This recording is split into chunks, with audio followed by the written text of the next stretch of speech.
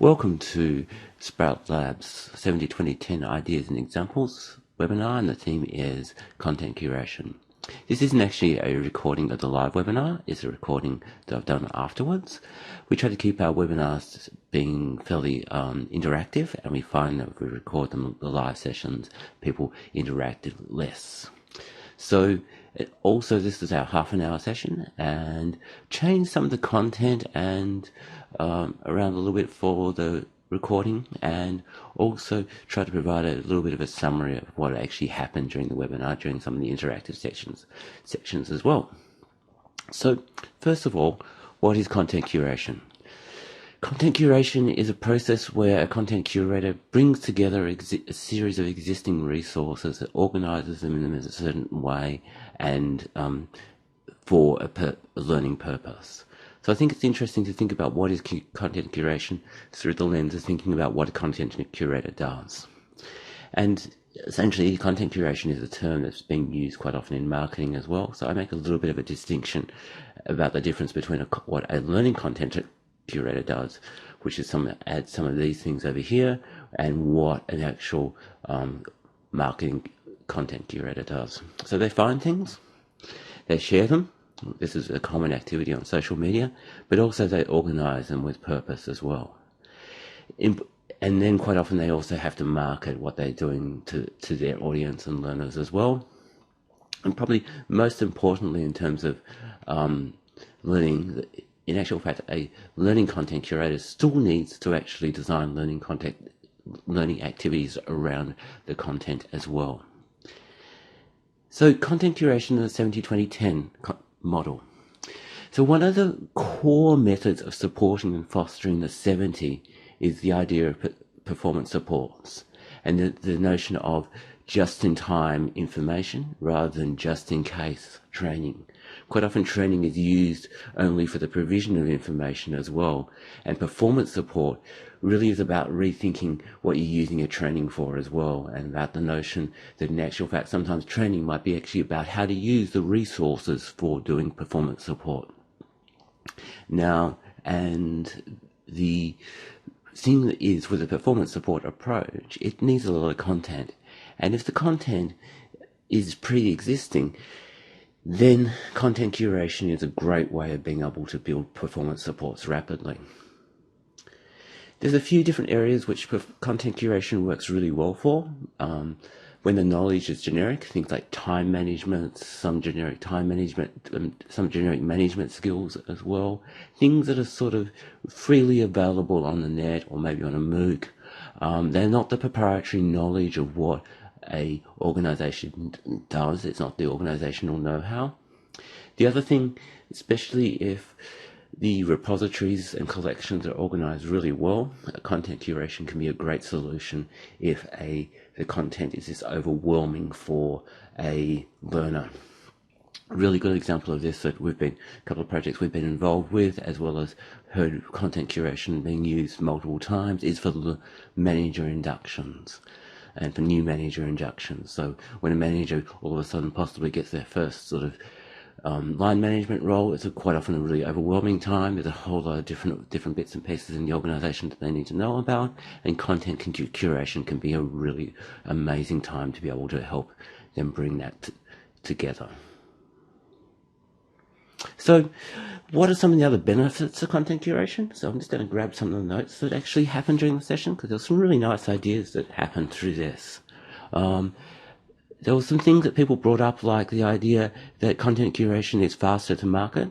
It's often easier to curate rather than buying it yourself. It's a great way of bringing external knowledge into an organization. And because of its speed, it's really a great way of being able to respond to emerging needs and issues really quickly. It's also a great way of being able to build a repository of resources, videos, collections of information that can be used across multiple projects. So the case study we're about to talk about in a moment has actually been used in a way where it's been used as a resource section of courses as well. And also just the content curation being a way of being able to help people cope with finding and sifting through the huge amount of content that's available and finding what is actually the best and most useful as well to their particular job role and particular role of the organisation as well. So some of the other things I wanted to add was that as well is this really common notion of content curation instead of developing new content. But also, in projects where we've worked with clients on content curating, the people who are actually the curators have talked about how powerful it is as a learning experience. That they've actually sat there and said they are now more knowledgeable about their own areas and feel more like an expert because they're constantly having to shift through what's new and make decisions and review bits and pieces of resources.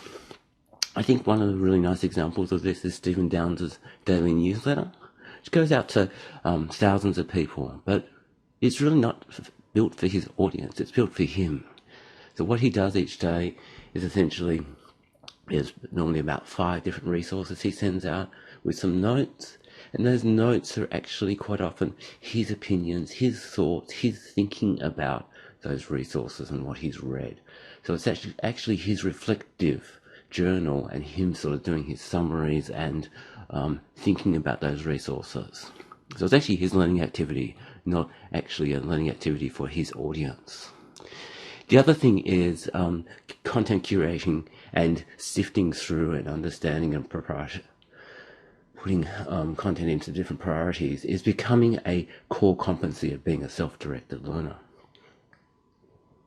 Cool. So onto the case study that we're going to talk about. So it's a case study called TMT Topics. The organisation that this was with was Tropical Medical Training, TMT. Essentially, they used to do postgraduate vocational education for GPs. They've now been restructured as part of a rethinking of how GP training happens in Australia. So they no longer exist, but it's sort of the remnants of the people who worked with this are off doing other things now. Now, first of all, just a bit of a crash course in what medical education is about at that sort of GP and postgraduate level. So essentially, the first thing is it's a 70 activity. Most of the time, a learner, a trainee doctor, you might hear me use the word registrar, is working as a GP. They are quite often closely supervised. So quite often when you see a young doctor in a GP clinic, you might actually find they're actually a registrar that's actually training and not actually fully filled yet. So they work closely with a supervisor. They have their peers. It's been repeatedly found that having more than one training doctor in a GP practice actually makes it easier for everyone. Makes it easier on the supervisors because there's sort of a culture of learning in the GP practice, as well as the trainees learn from each other as peers. Then the actual organisations do things and really deal with the formal side of things, the face-to-face workshops, and then some online modules, and particularly in this case, there's also the knowledge bases and the guidelines that the actual GPs need to work with as well. The other thing that the training organisations give is external feedback on performance as well, and that's a really important role for what they do.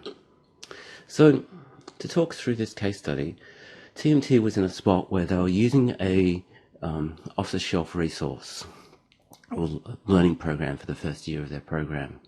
And when they worked with the registrars to figure out what was the pros and cons of this resource, the learners kept on coming back and saying that what was actually the most valuable bit was the links to resources, links to the guidelines, links to important websites, and the fact that that was sort of guiding them towards what they needed to know. So essentially what TMT Topics is a collection of those resources, organised into 96 topics, and there's about 1,000 resources in the database. I'll talk about what TMT Tools is in a moment. But one of the really powerful things I think with this is the notion of this first tab that shows up of what is actually the essential knowledge people need to know. And this essential, and the topics that come from this essential thing is based on some research that shows what's the most common things that a GP deals with in their practice. And that's sort of an interesting thing that can be applied in other organizations as well, in terms of thinking through what are the most important things that people come across on a day-to-day basis. The TMT tools, for a moment, is a series of guides, one-page guides, really for supervisors to be able to have some ideas about in practice, on the job learning. So things like being able to just do a random audit of how a trainee works through a particular process, and then compare that to the guidelines, and sort of processes of sort of sitting in and giving the sort of generic teaching skill, and then also giving an example of how that could work in a particular topic area. So back to the main page. It always feels very odd to simulate clicking through a web app when you're doing these things. So when you click on the hypertension button, you see a page like this. The guidelines that are published are the most important things, so they come up first. Then when you click on the tags, each resource is tagged with a number of different topics, which also then means that resources might be showing up in different areas. You can click on these tags and see and display the resources based on the tags, and you can also search based on the tags and the titles and the topics as well. This is all managed in Sprout Labs e-learning development system called a Glasshouse. This is what it looks like in the back end. You can see how essentially people can just sort of tag a resource fairly quickly, and then down further they can also add the topics to it as well. Cool. So what they found when they did a review was that learners actually needed more direction. The learners were sitting there saying, well, we've got all these resources, we're working in practice, but we're not really quite sure what we need to be doing exactly to prepare for our final observation and examinations. So this is really interesting, because essentially you're dealing quite often with doctors who are incredibly self-guided learners, and essentially they're sitting there saying, actually, we are really good at learning, but we just need more direction. So what happened was TMT put in essentially learning guides and subject guides for each area. So I'm going to keep on looking at this hypertension one. So essentially these sat at the top, and then when you click into them, they provide essentially the learner with a doing and learning objective that they need to work with, and then a key resource for that as well. And then points of discussion that they can bring and take and work with their supervisor with. These might be things that the supervisor can also dive in and bring out as well. Now, what's really interesting about having a resource that has this sort of 1,000 essential things organized by topic is how it could actually then be turned into a personalized learning experience. And this is what we've talked with TMT and as well as a couple of other organizations about, is where essentially if a challenge assessment or a self-assessment was put at the front, then a learning plan could be built, and then rather than the topics just all being browsed about by, they could actually be presented in a way which they are personalized based on that challenge assessment. Then also personalized tasks and learning activities could be sent as well, and then over a period of time the next challenge and next self-assessment could happen, which would then loop back into a different learning plan. So it's essentially that sort of ability to be able to have a resource, a collection of things to be able to customize things over a period of time. There's some really important lessons, I think, from this. One, and I think this was around the whole learners need more direction, is content curation is not just about collecting. There still needs to be some learning design. It was interesting that in this particular case, all that really was learning objectives to give people a better sense of what they needed to do. Integrating it with other programs was really important. So usage of it increased dramatically when it was talked about during face-to-face workshops, when it was required to be part of prep work for face-to-face workshops, or it was part of follow-up for face-to-face workshops. Also, I hinted before that it would start to be used as a resource area for a number of their e-learning modules as well. Now, this project happened over a period of 2 to 3 years. At the beginning, it was sort of felt that the trainee doctors were too busy to be involved in any sort of social learning experiences.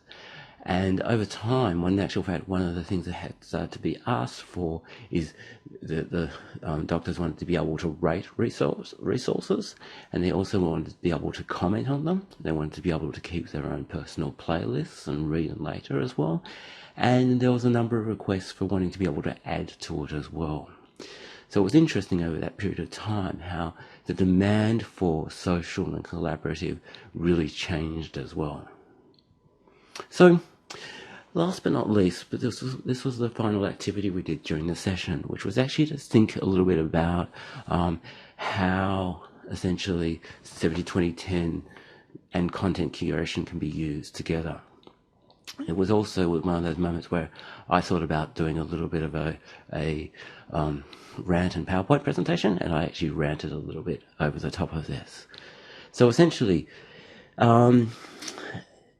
core, content curation can be used as part of a continuous learning environment, adding to a collection, people being in a spot where they're keeping on developing knowledge by keeping on building on.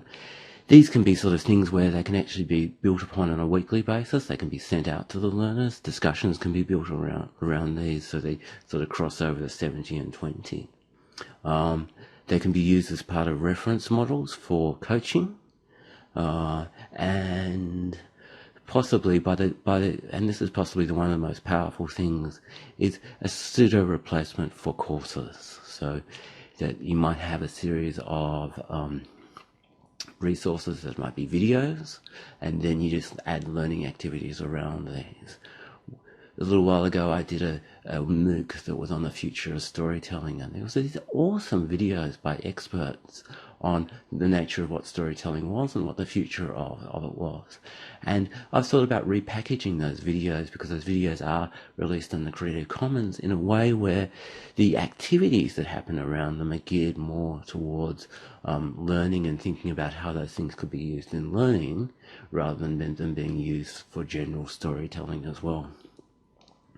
Content curation can also be just a real social thing. It can be something where a tag is adopted on a particular social networking site, and that's used by everyone in the community when they find resources as well. And I think it's also the sense that it's a core skill you can actually try to develop in people. There's some really nice thinking in terms of this as we developed that. And so thank you for the people who participated so well during the session in that as well. So that brings me to the end of the recording. Thank you very much for listening to this.